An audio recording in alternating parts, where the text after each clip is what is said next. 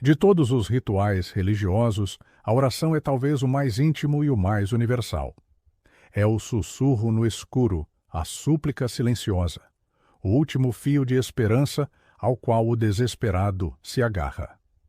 É vendida como uma linha direta com o Criador do universo, um ato de humildade, fé e amor. Em nossa cultura, questionar a oração é quase um tabu, um ato de cinismo gratuito. Afinal, que mal pode haver em desejar o bem, em buscar conforto, em conversar com Deus? A oração é vista como o gesto mais puro, uma força positiva e inofensiva.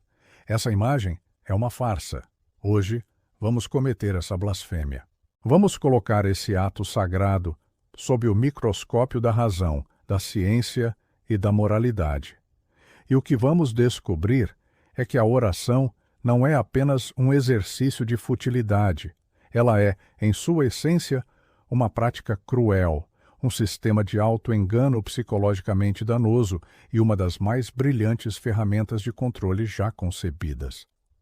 A oração não é a solução, ela é parte do problema. Ela não alivia o sofrimento, ela o perpetua sob um véu de falsa esperança. Vamos começar pelo básico, pela pergunta mais simples e direta. A oração funciona? Além dos sentimentos subjetivos, ela produz resultados mensuráveis no mundo real? Por séculos, a única resposta era o testemunho anedótico, o famoso "eu rezei e fui curado", que ignora convenientemente os milhões que rezaram e morreram. Mas na era da ciência, podemos fazer melhor. Podemos testar a hipótese. E nós testamos. O estudo mais famoso e rigoroso sobre o tema é conhecido como STEP Study, Study of the Therapeutic Effects of Intercessory Prayer, publicado no American Heart Journal. Foi um experimento de milhões de dólares, conduzido por pesquisadores de Harvard e outras instituições de ponta. O desenho era simples e elegante. Mais de 1.800 pacientes de cirurgia cardíaca foram divididos em 3 grupos. O grupo 1 não recebeu orações. O grupo 2 recebeu orações de grupos religiosos, mas os pacientes não sabiam disso. O grupo 3 recebeu orações e foi informado de que estava recebendo orações. Foi um estudo duplo cego, o padrão ouro da pesquisa científica, onde nem os pacientes, nem os médicos sabiam quem estava em qual grupo, exceto pelo grupo 3, obviamente. Os resultados foram uma catástrofe para a fé. Não houve absolutamente nenhuma diferença estatística na recuperação dos pacientes que receberam orações, grupo 2, e dos que não receberam, grupo 1.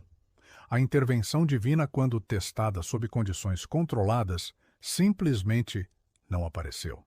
Mas o resultado mais fascinante e irônico veio do grupo 3.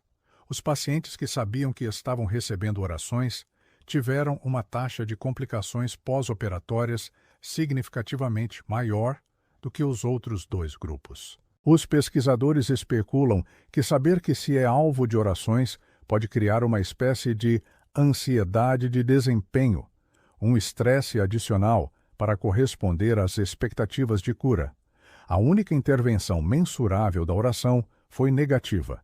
Claro, a reação religiosa a esses estudos é sempre a mesma, uma torrente de desculpas esfarrapadas. Deus não é uma máquina de refrigerantes cósmica que você testa em laboratório. A resposta de Deus às vezes é não. Você precisa rezar com fé verdadeira. O que todas essas desculpas têm em comum? Elas tornam a hipótese da oração infalsificável. Se a oração funciona, glória a Deus. Se ela não funciona, é porque a resposta foi não, ou porque sua fé era fraca e a culpa é sua. É um sistema fechado, uma fraude intelectual que se protege de qualquer evidência contrária.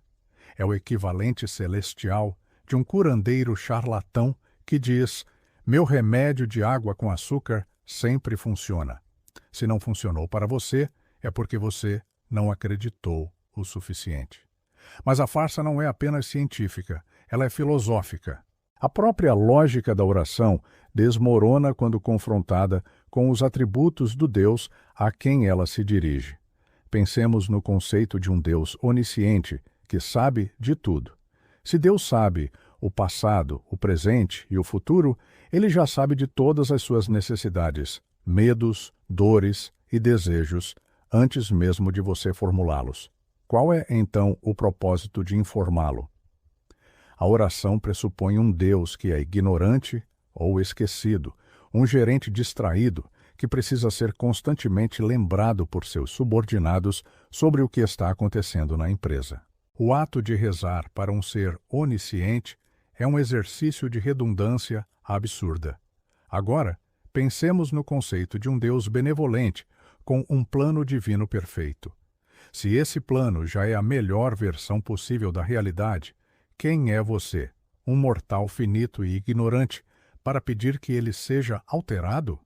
A oração se torna um ato de arrogância suprema, uma insinuação de que o seu plano pessoal é melhor do que o plano perfeito do Criador do Universo. Se Deus atende à sua oração e muda o curso dos acontecimentos, isso implica que o plano original dele não era tão perfeito assim. Se ele não muda seu plano, então a oração foi completamente inútil. Novamente, uma armadilha lógica da qual não há escapatória. Essa lógica quebrada nos leva a um universo moralmente repulsivo. Se a oração funciona, por que Deus parece atender a preces triviais enquanto ignora holocaustos? Por que ele ajudaria um jogador de futebol a marcar um gol, mas deixaria um tsunami matar 200.000 pessoas, muitas das quais estavam rezando desesperadamente por suas vidas? O universo da oração não é um universo de amor e justiça, é um universo de capricho e favoritismo. É um sistema onde a intervenção divina depende de um algoritmo misterioso de fé, de número de intercessores ou de mérito pessoal, transformando Deus em um ser que escolhe salvar uns e abandonar outros à própria sorte. É aqui que saímos da lógica e entramos na crueldade. A oração não é inofensiva, é uma prática psicologicamente perigosa.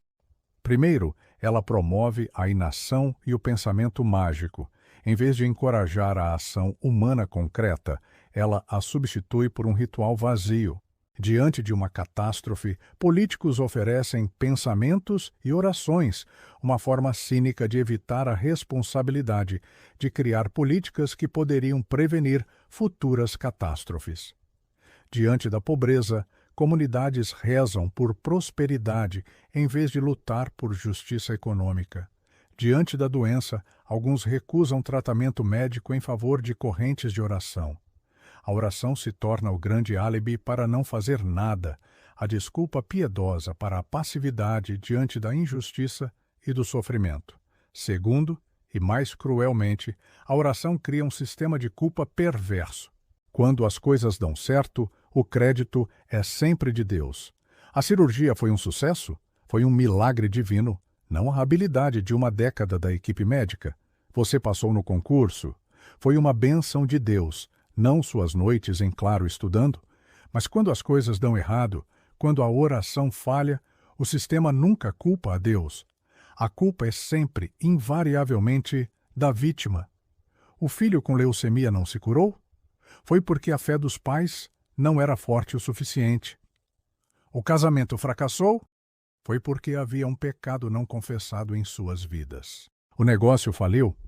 Foi porque você não rezou com a intensidade necessária. Imagine a agonia de um pai em luto, que além de perder um filho, é levado a acreditar que a tragédia foi, de alguma forma, sua culpa espiritual. Isso não é conforto. Isso é abuso psicológico da forma mais vil. Terceiro, a oração nutre o narcisismo. Pense na trivialidade da maioria das preces. Deus, me ajude a encontrar uma vaga para estacionar. Deus, faça meu time vencer. Deus, me ajude a passar nesta prova. Cada uma dessas súplicas carrega uma arrogância monumental. A crença de que o arquiteto de galáxias, a força que sustenta as leis da física, deveria se importar com o seu pequeno e egoísta desejo e intervir na complexa teia da causalidade, para beneficiá-lo, muitas vezes em detrimento de outra pessoa. É a mentalidade de uma criança que acredita ser o centro do universo, disfarçada de ato de piedade. E, por fim, há a crueldade social do "vou rezar por você". Em muitas situações, essa frase não é uma oferta de solidariedade, mas uma forma polida de encerrar uma conversa desconfortável. É um gesto que não custa nada, não exige nenhum esforço e não produz nenhum resultado, mas que permite ao orador sentir-se virtuoso e prestativo sem ter que de fato fazer algo útil. É a forma mais baixa de ativismo de sofá. Enquanto alguém precisa de ajuda prática, de apoio financeiro, de um ombro para chorar ou de alguém para ouvir, o que recebe são vibrações cósmicas inúteis. Se a oração é cientificamente nula, logicamente incoerente e psicologicamente cruel, por que ela é o pilar central de quase todas as religiões? A resposta é simples: porque ela é a ferramenta perfeita para manter a estrutura de poder. A oração fomenta a dependência. Ela ensina o indivíduo, desde a infância, que ele é fraco, impotente e incapaz de resolver seus próprios problemas. Ele precisa constantemente pedir ajuda a uma autoridade superior e invisível. E quem são os representantes, os porta-vozes autorizados dessa autoridade na Terra? Os padres, os pastores, os imãs. A religião cria a doença, o sentimento de desamparo e pecado. E depois vende a cura, a oração, que só pode ser administrada corretamente através de seus canais oficiais. É um ciclo de dependência que garante o poder e a relevância da instituição. Além disso, a oração cria a ilusão viciante de um relacionamento pessoal com o divino. É a experiência emocional que ancora a fé. Pessoas podem duvidar dos dogmas, das escrituras, da história, mas o sentimento real que têm ao rezar, a sensação de estarem sendo ouvidas, é o que as mantém presas. É um produto emocional poderoso, a promessa de que você nunca está sozinho, de que o ser mais poderoso do universo se importa intimamente com a sua vida, E, claro, não podemos ignorar o aspecto financeiro. Todo o movimento da teologia da prosperidade é construído sobre a ideia de que a oração é uma transação comercial. Você semeia uma oferta em dinheiro e Deus colhe uma bênção financeira em sua vida. A oração se torna uma desculpa para extorquir dinheiro dos mais vulneráveis, prometendo intervenção divina em troca de doações. Nesse modelo, a oração não é apenas um pilar da fé. É um pilar fundamental do modelo de negócios. Em suma, a oração não é um ato inofensivo de esperança. É uma farsa multifacetada. É uma fraude científica, uma contradição filosófica, uma armadilha psicológica e uma ferramenta de poder institucional. Ela ensina as pessoas a valorizar o pensamento mágico em vez da ação racional, a aceitar o sofrimento em vez de combatê-lo, a se sentirem culpadas por tragédias que não podem controlar e a se contentarem com gestos vazios em vez de ajuda real. A verdadeira esperança não reside em fechar os olhos e sussurrar desejos para o vazio. A verdadeira esperança reside em abrir os olhos para a realidade, em aceitar que estamos sozinhos neste universo e que somos os únicos responsáveis por nosso destino. A solução para os problemas humanos não é a intervenção divina, é a ação humana. É a mão estendida de um médico, não as mãos postas de um crente. É a mente de um cientista buscando a cura, não a prece de um fiel pedindo um milagre. É a compaixão real e tangível entre seres humanos, não a esperança ilusória em um Pai celestial. Chegou a hora de pararmos de rezar e começarmos a agir. A verdadeira ajuda não vem de mãos postas em prece, mas de mãos estendidas em ação. Se você acredita que a solução para os problemas humanos está na própria humanidade, na nossa ciência e na nossa compaixão, inscreva-se neste canal para fortalecermos juntos a voz da razão. Deixe o seu like para que esta mensagem de responsabilidade e ação chegue a mais pessoas cansadas de esperanças vazias. E queremos saber a sua opinião nos comentários. Qual é a atitude mais poderosa que podemos tomar no lugar de simplesmente rezar? Por fim, compartilhe este vídeo e ajude a substituir a cultura dos pensamentos e orações pela cultura da atitude e da solidariedade real.